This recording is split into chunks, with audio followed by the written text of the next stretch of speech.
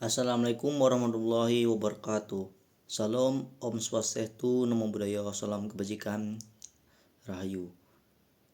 Perkenalkan, nama saya Handika Pertama. Saya berasal dari kelas 5E, mata kuliah Hukum Maritim. Di sini saya akan menjelaskan sedikit terkait dengan pembagian zona wilayah laut berdasarkan jurisdiksinya. Baik, pertama-tama sebelum kita masuk ke materi, pembagian zona hukum laut itu ada beberapa.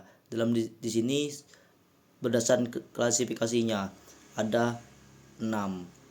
Di mana yang pertama itu yaitu adalah perairan pedalaman atau archipelagic water atau internal waters.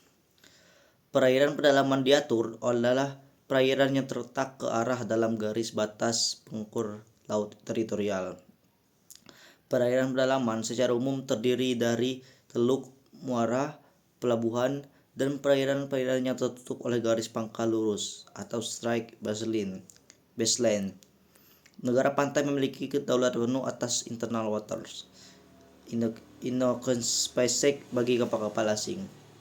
Selanjutnya yang kedua yaitu laut teritorial atau territorial sea. Pada laut teritorial berlaku kedaulatan negara pantai selain wilayah negara pantai, serta meliputi satu jalur laut yang berbatasan dengannya. Kedaulatan ini meliputi ruang udara di atas laut teritorial secara dasar laut dan tanah di bawahnya. Berdasarkan pasal 3 UNCLOS 1982, setiap negara berhak menetapkan lebar laut teritorialnya sampai batas maksimum 12 mil laut diukur dari garis pangkal yang ditemukan sesuai konvensi. Dalam Konvensi Hukum Laut atau UNCLOS 1982 terdapat 3 macam garis pangkal, yaitu yang pertama garis pangkal normal atau normal baseline, yang kedua garis pangkal lurus strike baseline, dan yang ketiga garis pangkal lurus kepulauan atau archipelagic strike baseline. Perlu Anda ketahui bahwa di wilayah laut teritorial, kapal-kapal dari semua negara memperoleh hak-hak atas hak lintas damai atau inocean basic untuk melintasi atau berlayar di atasnya.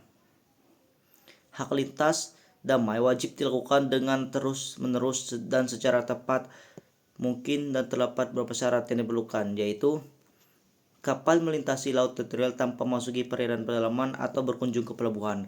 Artinya di sini kapal yang melintasi laut teritorial tidak boleh diserang ataupun dirampak oleh negara asal maupun negara luar di dalam laut teritorial atau zona damai ini. B. Kapal berlayar ke atau dari perairan pedalaman atau singgah ke pelabuhan.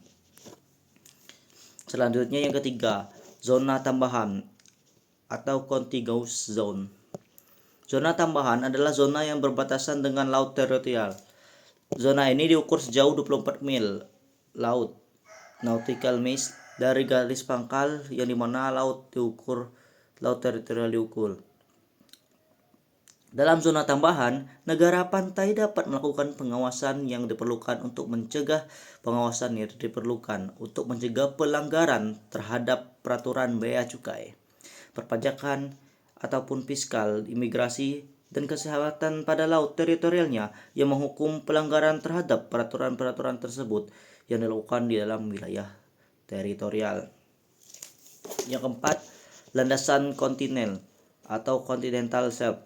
Dalam UNCLOS 1982 terdapat beberapa aturan mengenai landas kontinen. Antara lain 1. Jarak sampai 200 mil laut jika tepian luar kontinen tidak mencapai 200 mil laut. Yang kedua, kelanjutan alamiah natural prolongation atau wilayah daratan di wilayah laut sehingga tepian luar kontinen yang lebarnya tidak boleh melebihi 350 mil laut yang diukur dari garis dasar laut teritorial. Jika di luar 200 mil laut masih terdapat daerah dasar laut yang merupakan kelanjutan alamiah dari wilayah daratan, dan jika memenuhi kriteria dalam sedimentasi yang ditetapkan dalam konvensi. Atau 3. Tidak boleh melebihi 100 mil laut dari garis ke-8 2500 isobat. Atau dalam hal ini UNCLOS juga mengatur, yaitu pada pasal 76 sampai dengan 85 pada aturan UNCLOS 1982. Yang kelima, zona ekonomi eksklusif atau Exclusive Economic Zone. Zona ekonomi eksklusif atau ZEE merupakan zona maritim yang berada di luar berdampingan dengan laut teritorial sejauh 200 mil laut yang bernilai ekonomis tunduk pada pengaturan khusus. Dalam pasal 56 ayat 1 UNCLOS 1982 terhadap ZEE berlaku hak berdaulat dan yurisdiksi dalam hal sebagai berikut. Yang pertama, hak berdaulat. Hak berdaulat untuk keperluan eksplorasi, eksploitasi, konservasi, pengelolaan sumber daya alam dan hayati dan non-hayati. 2. Yurisdiksi untuk membuat dan memakai pulau buatan, instalasi dan bangunan riset ilmiah kelautan, pelindungan dan pelestarian lingkungan laut. Kedaulatan dan hak berdaulat memiliki pengertian berbeda. Kedaulatan adalah manifestasi tertinggi dari kepemilikan dan kekuasaan atas wilayah laut teritorial. Sedangkan hak berdaulat adalah hak-hak eksklusif yang dilaksanakan oleh negara-negara pantai dan berlaku sumber-sumber daya alam batas tertentu dalam yang telah ditetapkan. Laut yang selanjutnya, yang keenam, yaitu laut lepas atau high sea. UNCLOS 1982 tidak memberikan definisi tentang laut lepas atau laut bebas.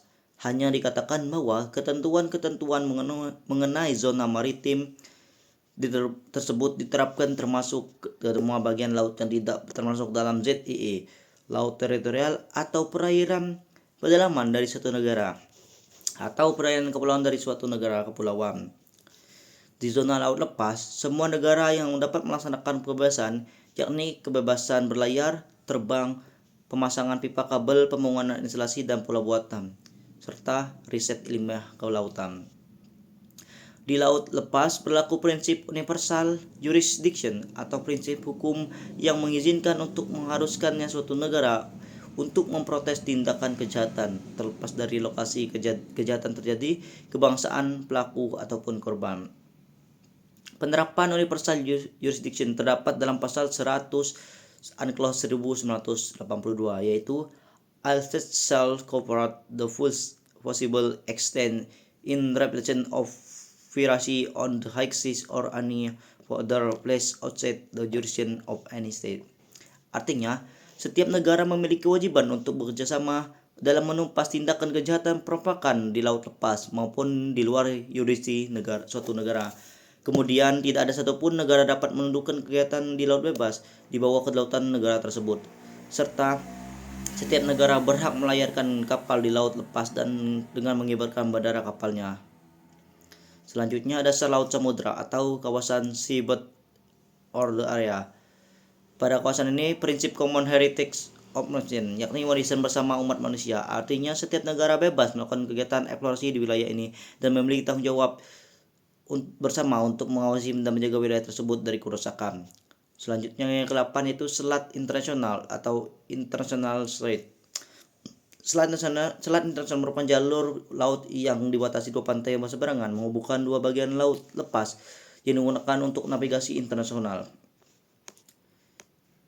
Baik, itu merupakan beberapa terkait dengan pembagian zona hukum laut. Kepada Allah saya mohon ampun. Wabillahi taufiq hidayah. Wassalamualaikum warahmatullahi wabarakatuh.